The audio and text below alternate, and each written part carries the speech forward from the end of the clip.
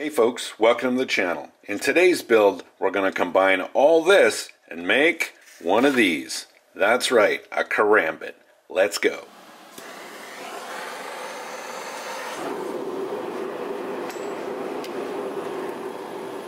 I'm going to start with 25 layers of 1084 and 15N20 steel. Weld them up and I'm going to get them in the forge and forge them together.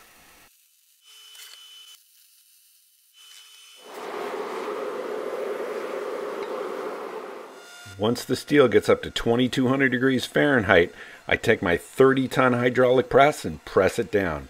This forces all the steel together to become one. After 3 rounds of just pressing it down, I'm confident it's stuck together. Now I can start pressing it on the sides.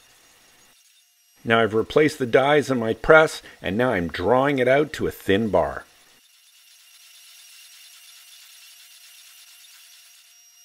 Remember, we started with 25 layers, but we want 100. So I'm drawing this out really long so I can cut it up and restack it.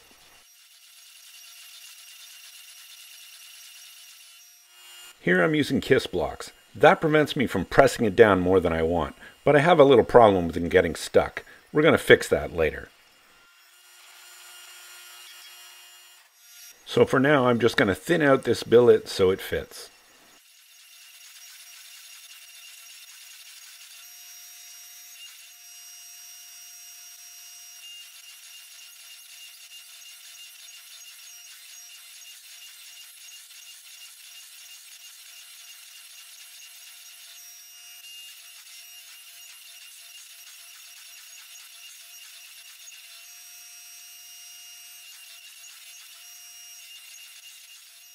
Now I've cut my stack in 4, ground the mating surfaces, and it's back in the forge.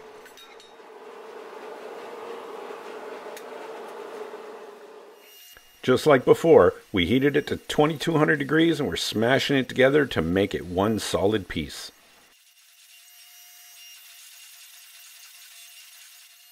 We're not concerned about how long this billet gets, but we are concerned about how wide it is, because all the other stock is 1.5 inches. I need this billet to be the same width.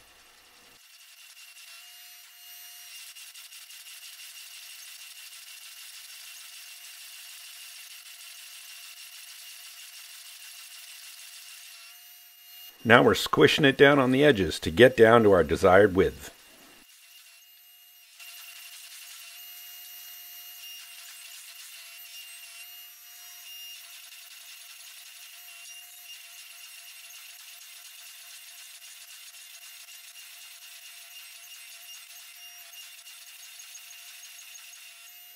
Once it's thin enough, I move over to the rolling mill. This is great at making things thin in only one direction.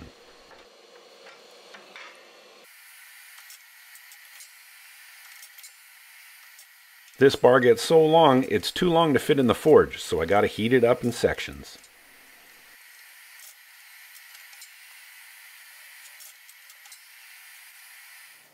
So here's the Damascus we just forged. We're going to be cutting this up in 2. That's going to be our outer cladding, then some copper, a piece of this 15N20, another piece of copper, and in the core, a piece of 1084. Let's get it all cleaned up, welded up, back in the forge. Now that there's copper in the billet, we got to be much more careful with the heat. It cannot go past about 1800 degrees. Copper melts at about 1984 Fahrenheit, so we want to keep it well below that. Since this billet is quite a bit cooler than before, it doesn't move as well. It takes a lot longer to squish these billets down.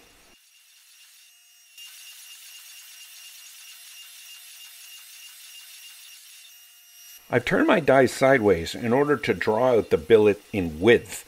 I need the billet to be pretty wide in order to fit the karambit. We can't forge this to shape. Any billet with copper in it does not like to be forged on the edge. It just causes the layers to separate. So we avoid forging this to shape at all costs.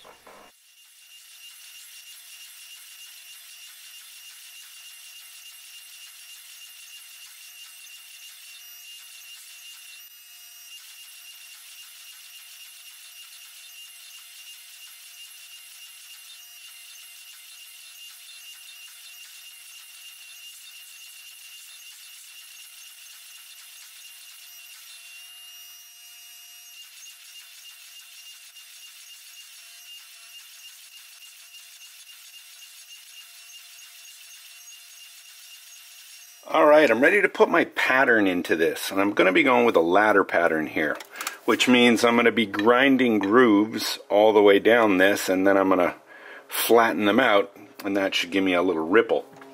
To do this, I'm using one of these wheels, and I just did a little test here just to see kind of how wide it was going to end up so that I knew how close I was going to put these. I want them pretty close. I only want maybe like 1/8 of an inch or 3/16 between these, probably 1/8. So I'm just going to go and mark all the way down, and then I'm going to make sure that they're opposing on the other side.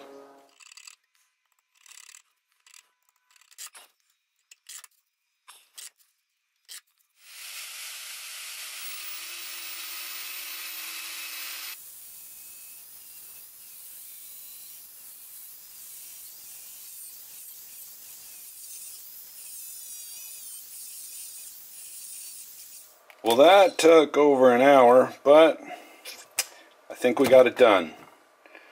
Now back in the forge.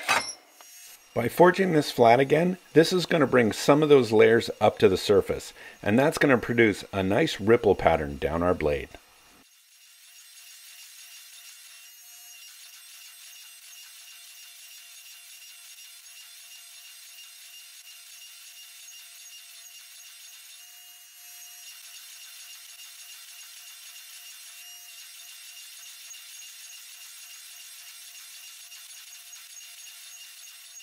And now we're back to the rolling mill to get it down to the final thickness that we want for our blade.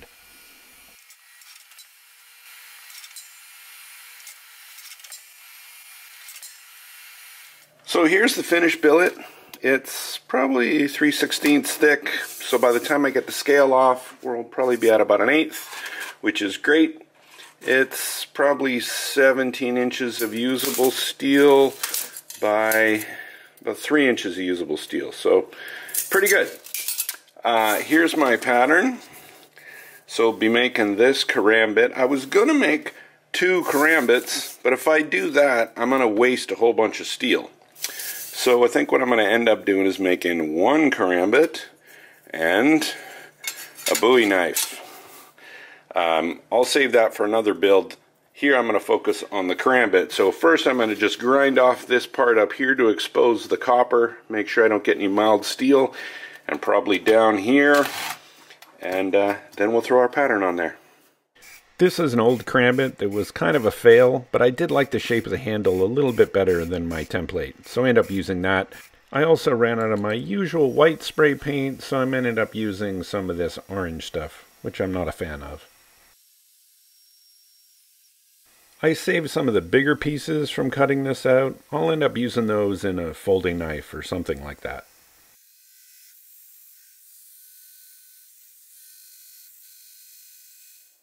People always ask me what this tool is. This is an iris from Maker's Cabinet. Really cool little device for drawing circles. Here I'm using it to define where the hole for the karambit's going to be. I want to get that done before I drill too much of the profile, in case I get a little oops and I need to move stuff around. I use an annular cutter on the mill. You could easily do this with a hole saw. I've done it in the past, just takes longer.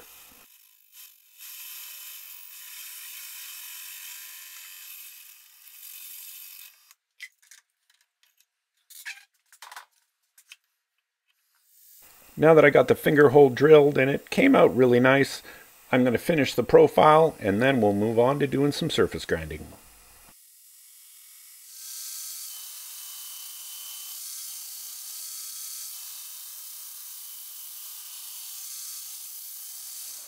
Okay, we got it all surface ground. Now I want to drill some holes, but of course I got to get the handle done first. So I'm thinking the handle I'd like to be something like this. Little angular here. And then something like that on the other side. So I'm thinking pinhole here and here, and then some big weight reduction holes here. So in this construction, I'm going to be using clear acrylic handles. So I think that's going to be really cool. You'll see the Damascus through the acrylic. So these holes have to be really nice and perfect and centered. So I'll drill these first, and then I'm going to measure all these and make sure I get them in the right spot.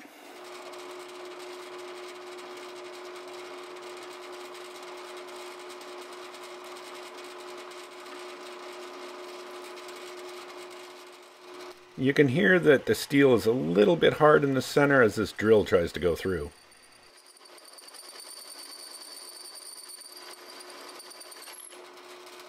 So on this blade there's going to be a false edge here, and then the bevel I'm hoping is going to come all the way up to that false edge and then kind of swoop down here.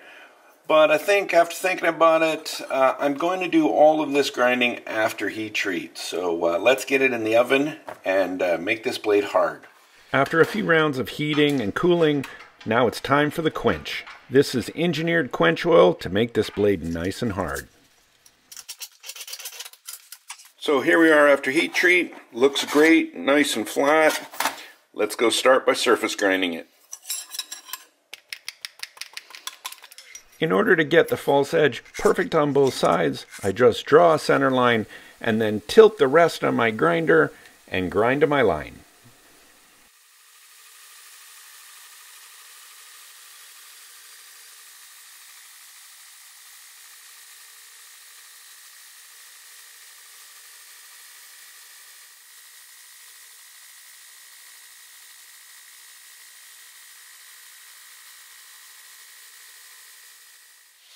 This is definitely the hardest part of any karambit build, and that's putting in the bevel. These curved blades with an inside curve make it really tough.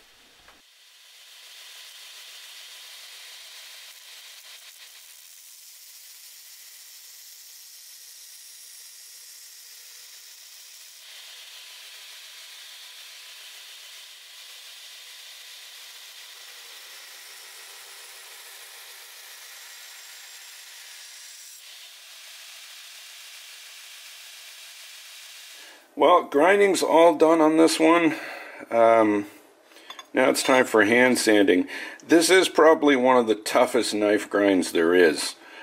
So short and an inside curve, but we got it done.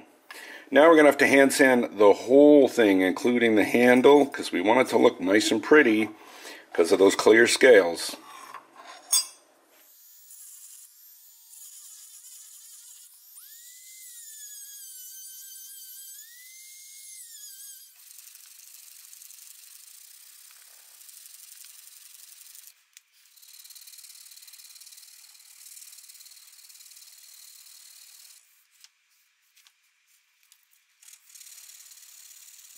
So I got the blade hand sanded to 220. Time to start thinking about the handle material. So this is a piece of acrylic.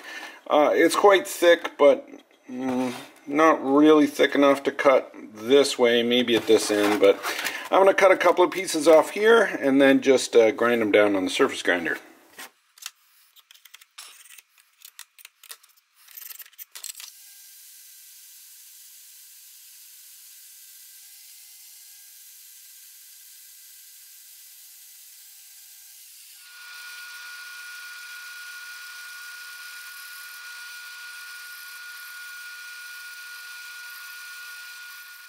For this part, I'm using my surface grinding attachment. It just makes a mess on the big surface grinder.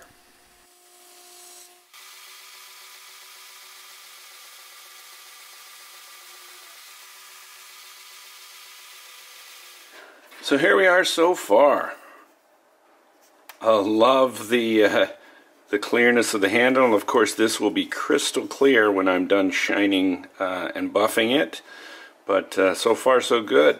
Now we're going to router the edges of the handle, get those all nice and curved, and then we'll go back to finish sanding on the blade, etch it, and we should be done.